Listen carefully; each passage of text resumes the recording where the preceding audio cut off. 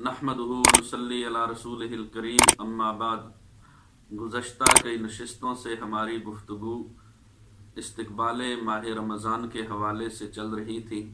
आज की नशिस्त में इस्तक़बाल माह रमज़ान के हवाले से एक हदीस सुनाना मकसूद है।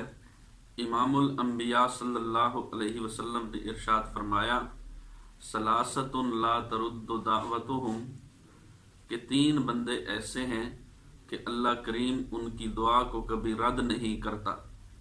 रोज़ादार की दुआ जब वो इफ्तार करे। नंबर 2, वल इमामुल आदिल, और आदिल बादशाह यानी जो बादशाह इंसाफ करने वाला हो।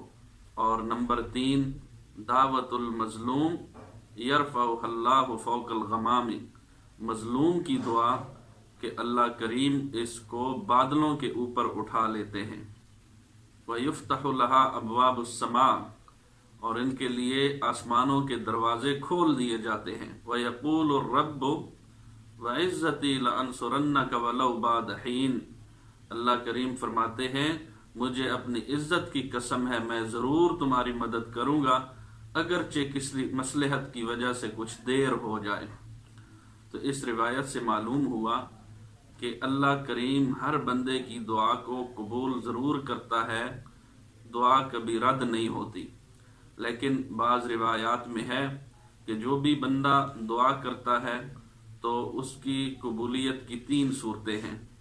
एक सूरत तो ये है कि जो बंदा दुआ में जो चीज़ मांगता है बेऐनी ही वो चीज़ उसको अता कर दी जाती है। और दूसरी सूरत कबूलियत की ये है कि अल्लाह करीम बेऐनी ही वो चीज़ तो अता नहीं फरमाता, लेकिन उसके बदले में कोई मुसीबत और तकलीफ़, दुख या परेशानी जो उसके ऊपर आने वाली होती है, अल्लाह करीम उस दुआ की बरकत से, उस दुआ के सबब से उसको टाल देता है। या तीसरी सूरत कबूलियत दुआ की ये है कि अल्लाह करीम ना तो बेऐनी ही वो चीज़ अता फरमाता है, ना तो आने वाली तकलीफ़ को दूर करता है, बल्कि उसको आखिरत के लिए ज़ख़ीरा कर देता है। और बाज़ रिवायात में है कि जब आखिरत के लिए ज़ख़ीरा की हुई दुआ आखिरत में बंदे के सामने उसका अजर रखा जाएगा और अल्लाह करीम अपने बंदे से पूछेगा कि मेरे बंदे, मैंने तुझे दुआ का हुक्म दिया था और उसकी कबूलियत का वादा किया था, तो क्या तूने दुआ की थी? बंदा अर्ज़ करेगा, जी मेरे रब मैंने दुआ की थी। अल्लाह करीम फरमाएगा, जी हाँ तूने दुआ की थी, मैंने उसको कबूल किया था, लेकिन उसको मैंने आखिरत के लिए ज़ख़ीरा करके रखा था, और ये अजर व सवाब तेरा उस दुआ के बदले में है। उस वक़्त जब उस अजर व सवाब को ये बंदा देखेगा तो ये तमन्ना करेगा काश कि दुनिया में उसको इसका बदला न मिला होता, बल्कि उसकी तमाम दुआएं उसके लिए आखिरत का ज़ख़ीरा बन जाती। तो अल्लाह करीम की रहमत बड़ी वसी है। और इसी तरह बाज़ रिवायात में आता है कि बंदा तो मांगता है अपनी फ़हम के मुताबिक, और अल्लाह करीम अता फरमाता है अपनी शान और मसलहत के मुताबिक। बाज़ दफ़ा हम दुआ में कोई ऐसी चीज़ मांग रहे होते हैं जो हमारी फ़हम के मुताबिक तो दुरुस्त होती है, लेकिन वो मसलहत और हिकमत के ख़िलाफ़ होती है।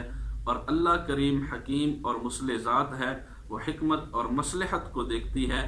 तो बंदे के लिए जिस चीज़ में हिकमत और मसलहत होती है, अल्लाह करीम उसके मुताबिक फ़ैसला कर देते हैं। तो रमज़ानुल मुबारक का महीना आ रहा है, हमें चाहिए इस महीना में हम ज़्यादा से ज़्यादा इबादत करें और ज़्यादा से ज़्यादा दुआएं मांगें। दुआ की कबूलियत का असर हमें नज़र आ जाए तो भी हम दुआ मांगते रहें, और अगर दुआ की कबूलियत का असर हमें नज़र ना आए, हम रब की ज़ात से ना उम्मीद ना हो, बल्कि हम रब की ज़ात पर इस बात का यकीन रखें कि अल्लाह करीम ज़रूर हमारी दुआएं कबूल करता है। उसका असर अगर हम दुनिया में नहीं देख रहे तो ये ज़रूर आखिरत के लिए ज़ख़ीरा होंगी। अल्लाह करीम दीन समझने की तौफीक नसीब फरमाए।